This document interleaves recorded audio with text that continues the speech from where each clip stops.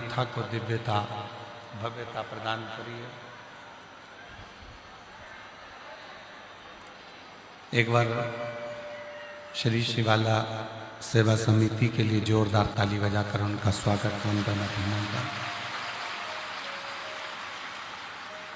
कथा के मुख्य यजमान श्री विवेक कुमार, श्रीमती विनीता कुमारी जी रांची झारखंड से, जो इस कथा के मुख्य यजमान पद ग्रहण करें। एक बार उनके लिए भी जोरदार ताली बजाकर उनका साधुवाद, जिन्होंने इस भगवान शिव की पवित्र कथा के मुख्य यजमान पद ग्रहण किया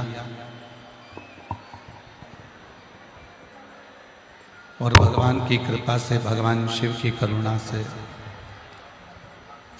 ये पवित्र कथा श्रवण करने का सौभाग्य प्राप्त हुआ। और तेरी कृपा बिना एक भी अणु लेते हैं श्वास, तेरी कृपा से तनु तनु। बखान क्या करूं मैं राखों के ढेर का, चपटी भभूत मेरे खजाना कुबेर का। गंगाधर मुक्ति द्वार ओमकार तू, भोले ओमकार तू। आयो शांति हरि शंभु कारतार तू। भगवान शिव की भक्ति भगवान शंकर का किया गया तप, भगवान शंकर का किया गया स्मरण मानव शरीर के लिए एक ऊर्जा का कार्य करता है।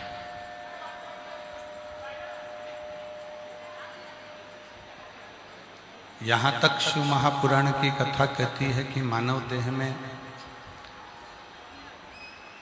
ऐसा लगता है कि जैसे शरीर में कोई ऊर्जा नहीं है, शरीर में कोई ताकत नहीं है, शरीर में कोई एनर्जी नहीं है। तो जब हम भगवान शिव की अविरल भक्ति को करना प्रारंभ करते हैं, जब हम भगवान शंकर की अविरल भक्ति को करते हैं, जब हम भगवान शंकर की अविरल भक्ति को धारण करते हैं, ऐसे से स्पीकर नहीं चल रहा है, कोई को खड़े होके सुनो पहले। कोई भी स्पीकर नहीं चल रहा है, ना ये भी चल रहा है ना वो चल रहा है। कैसे भगवान की अविरल भक्ति को प्राप्त करना, भगवान शंकर की अविरल भक्ति को धारण करना,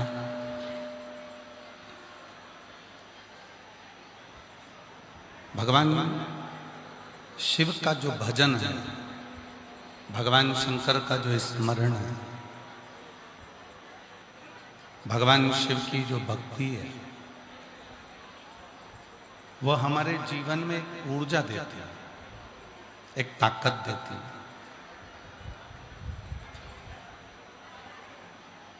लोग कहते हैं कि पंचाक्षर मंत्र नमः शिवाय, षडाक्षर मंत्र ओम नमः शिवाय या श्री शिवाय नमस्तुभ्यम, जिन मंत्रों को हम जपते हैं वो मंत्र केवल मंत्र नहीं रहते। आप और हम जब पंचाक्षर मंत्र जपना प्रारंभ करते हैं, षडाक्षर मंत्र जपना प्रारंभ करते हैं, श्री शिवाय नमस्तुभ्यम कहना प्रारंभ करते हैं, तो वो मंत्र केवल मंत्र नहीं रहता, वो मंत्र एक ऊर्जा बन जाता है, वो मंत्र एक एनर्जी बन जाता है। और जब वो मन जब ऊर्जा बने, एनर्जी बने, तो वह हमारे जीवन को सुख प्रदान करना प्रारंभ करता है, हमारे जीवन को एक फलित फल देना प्रारंभ कर देता है।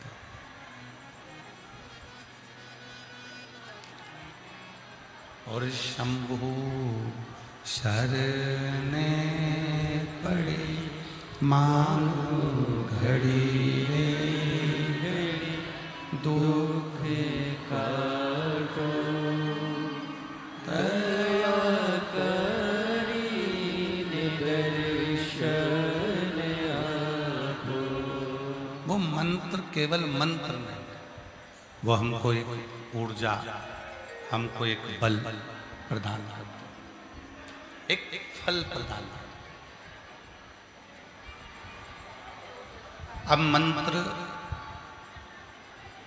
कई लोग कहते हैं कि मंत्र को एकांत में जपना चाहिए, कई लोग कहते हैं मंत्र को किसी नदी के तट पर जपना चाहिए, कई लोग कहते हैं मंत्र को किसी तीर्थ में जाकर जपना चाहिए।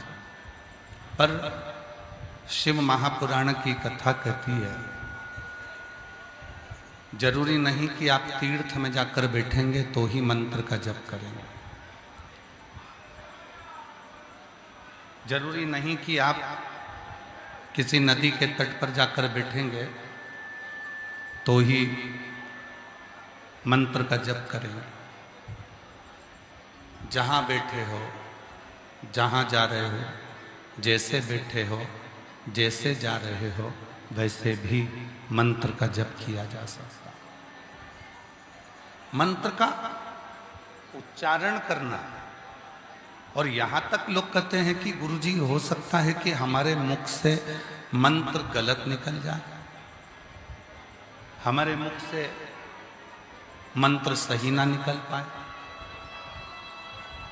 तो क्या भगवान हमारे मंत्र को स्वीकार नहीं करते?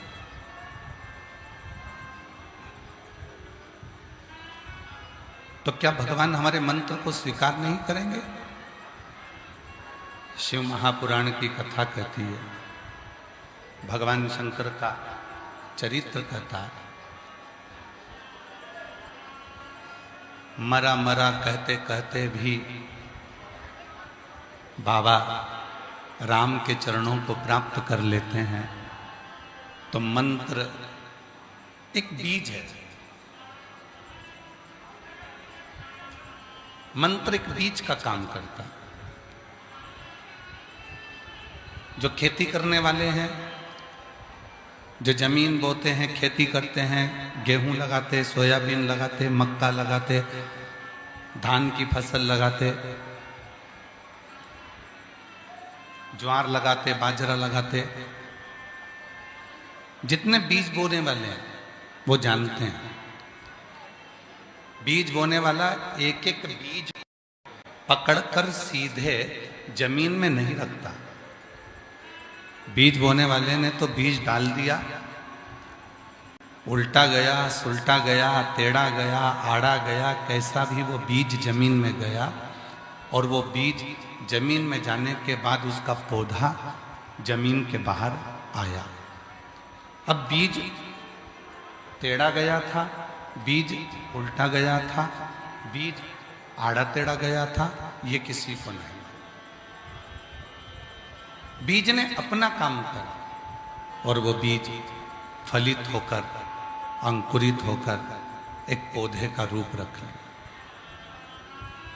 उस बीज ने पौधे का रूप धारण कर लिया, उस बीज ने अंकुरित होकर एक वृक्ष बन गया, एक पौधा बन गया। अब उल्टा बीज डाला था, सीधा डाला था, पृथ्वी में जैसा भी बीज बोया, बीज अपना काम करा और पौधा सीधा गया। उसी तरह मंत्र बोल रहे हो, कोई गलती हो गई है, कोई बात नहीं, मंत्र बोलने में कोई त्रुटि हो गई है, कोई बात नहीं। मंत्र बोलने में कुछ तकलीफ हो गई है, कोई बात नहीं। हम तो बाबा के भरोसे चलते हैं, हम तो बाबा के भरोसे चलते हैं। ये दुनिया वाले जलते हैं, ये दुनिया वाले जलते हैं, हम तो बाबा के भरोसे चलते हैं। देवघर वाले के भरोसे चलते हैं, काशी वाले के भरोसे चलते हैं। सीहोर वाले के भरोसे चलते हैं, हम तो बाबा के भरोसे चलते हैं। बीज तुमने बोया, टेढ़ा आड़ा कैसा भी गया, पर उसका जो पौधा है, उसका जो वृक्ष है, वो सामने प्रकट।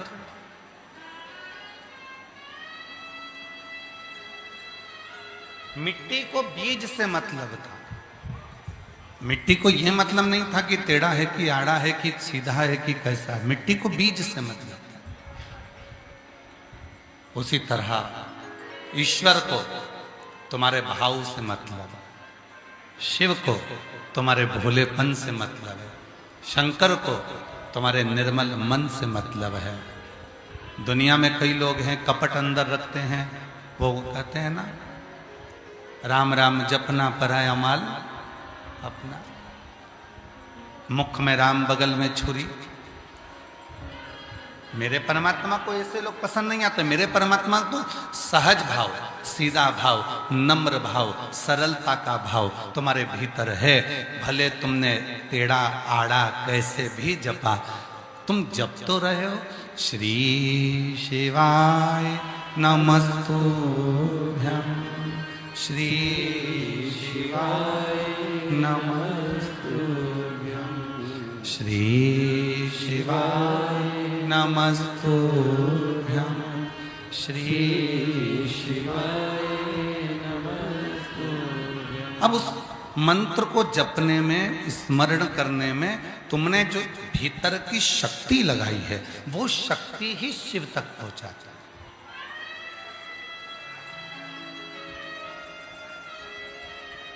एक पत्र है बड़ा सुंदर, एक लड़के ने जिद पकड़ ली,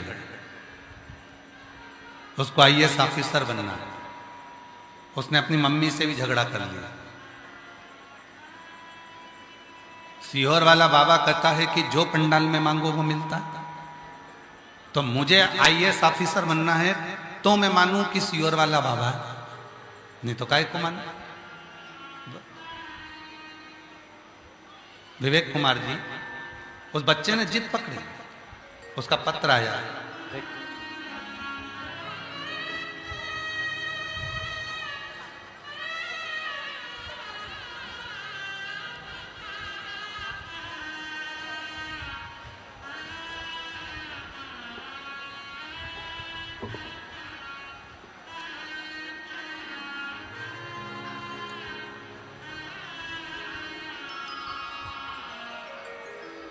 मेरा नाम मंजू देवी, पति श्री हरिलाल महतो, ग्राम जम्मू वाठाड़, ग्राम जम्मू वाठाड़, जिला धनबाद, झारखंड से हैं।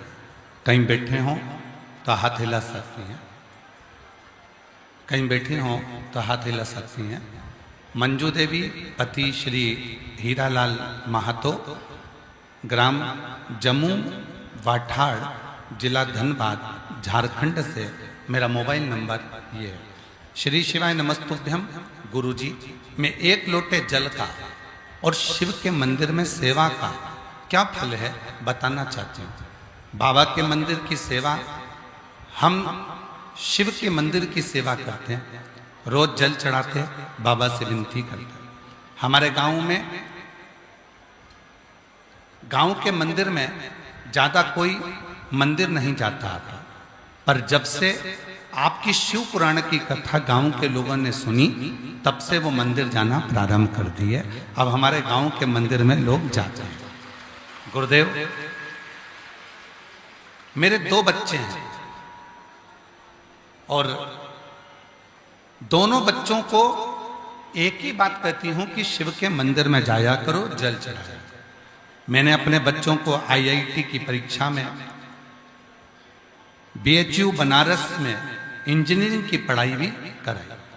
उसके बाद मेरे बड़ा बेटा शुभम कुमार महतो, उसने कहा, मां मैं चाहता हूं कि मैं UPSC की परीक्षा दूं और UPSC क्लियर। क्या तुम्हारा वो सीहोर वाला बाबा मेरी UPSC क्लियर करा सकता? मां ने जब कहा तो कहा कि तू पढ़ाई तो कर। सीहोर वाला बाबा कहता है कि अपनी पढ़ाई को 4 गुना बढ़ाओ, मेहनत 4 गुना करो, और मेहनत के साथ में शिव जी पे एक बेलपत्र लगाकर शिव को समर्पित कर कर फिर जाए।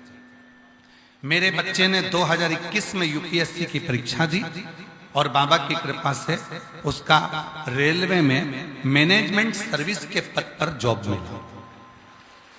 अभी भी बेटे ने UPSC क्लियर नहीं कर पाए, सो तो उसके कारण बस उसने कहा मैं फिर से UPSC दूंगा। फिर UPSC दी और UPSC की परीक्षा देने के बाद जब उसका क्लियर नहीं आ रहा, तब उसने कह दिया, अब मां तू बता मैं क्या करूं। तब मां ने कहा, एक काम कर, वापिस परीक्षा दे। फिर परीक्षा दी और बाबा की कृपा से ऐसी कृपा बाबा ने करी कि एक परीक्षा में बाबा ने फिर Indian revenue service income tax में बाबा ने उसको क्लियर करा।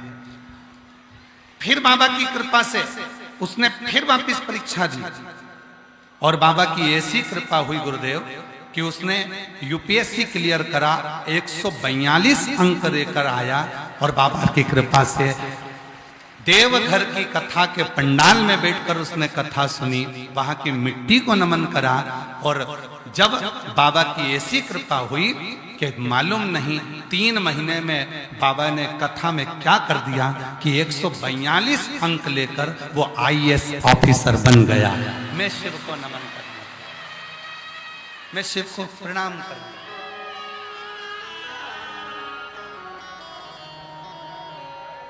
और तेरी कृपा बिना न हिले एक भी अणु, लेते श्वास तेरी कृपा से तनु तनु।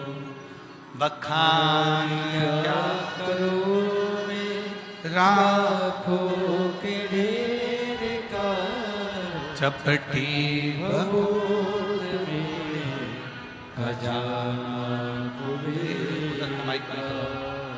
हे गंगाधार मुक्ति द्वार ओंकार तू, भोले ओंकार तू। इस पत्र में उस बहन ने एक बात लिखी है,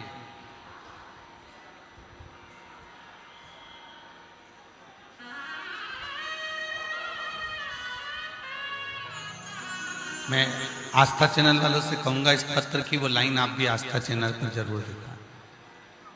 उस बहन ने जो लिखा,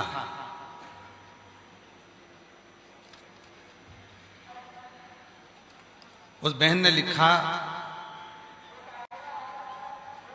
देवघर की, उस बहन ने पत्र में जो लिखा है, देवघर की कथा पंडाल में, आप लोग LED पर पढ़ सकते हैं।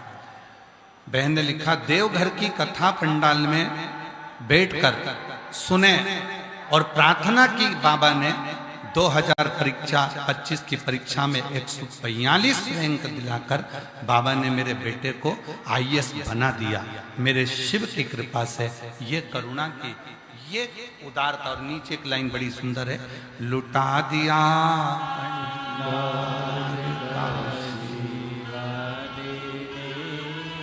कर दिया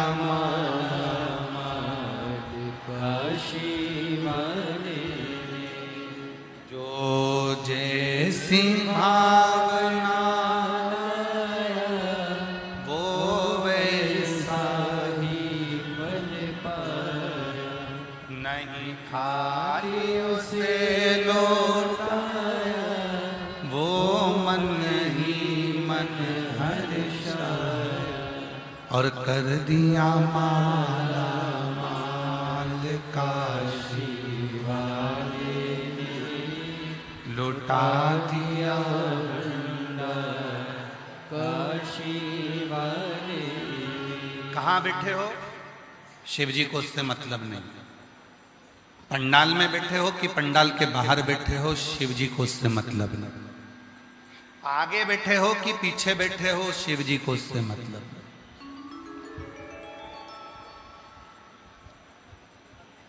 पंडाल में बैठकर सुन रहे हो, टीवी पर सुन रहे हो, मोबाइल पर सुन रहे हो, कथा कहां बैठकर श्रवण कर रहे हो, शिव जी को उससे मतलब। शिव तो ये देखते हैं कि तू अपना दिल, अपना मन, अपना भाव मुझसे कितना जोड़ रहा, कितना जोड़। फिर वही बात आ गई, बीज उल्टा गया जमीन में, सीधा गया जमीन में, पौधा जरूर लगेगा। जो शिव महापुराण की कथा में आया है, जैसे बीज जमीन में गया तो पौधा जरूर लगेगा, उसी तरह शिव महापुराण की कथा में आने वाले की झोली मेरा भोलेनाथ जरूर भरेगा, ये निश्चित, ये निश्चित। कहां बैठे हो उससे मतलब नहीं, आप कहां बैठ रहे हो, कहां बैठकर कथा सुन रहे हो, कहां बैठे हो, आगे बैठे हो, पीछे बैठे हो, दाएं बैठे हो, बाएं बैठे हो, उसको मतलब नहीं। उसको तो मतलब है तुम बैठकर मेरा गुणगान कर, मेरा।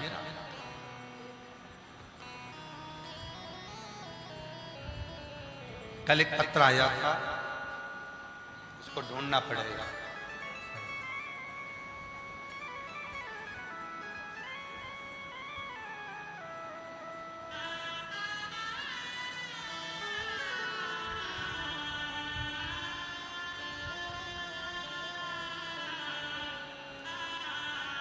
उस पत्र में एक किसी भाई ने लिखा था कि मैं बाबा की कृपा से खूब उन्नति कर रहा हूं, आगे बढ़ रहा हूं,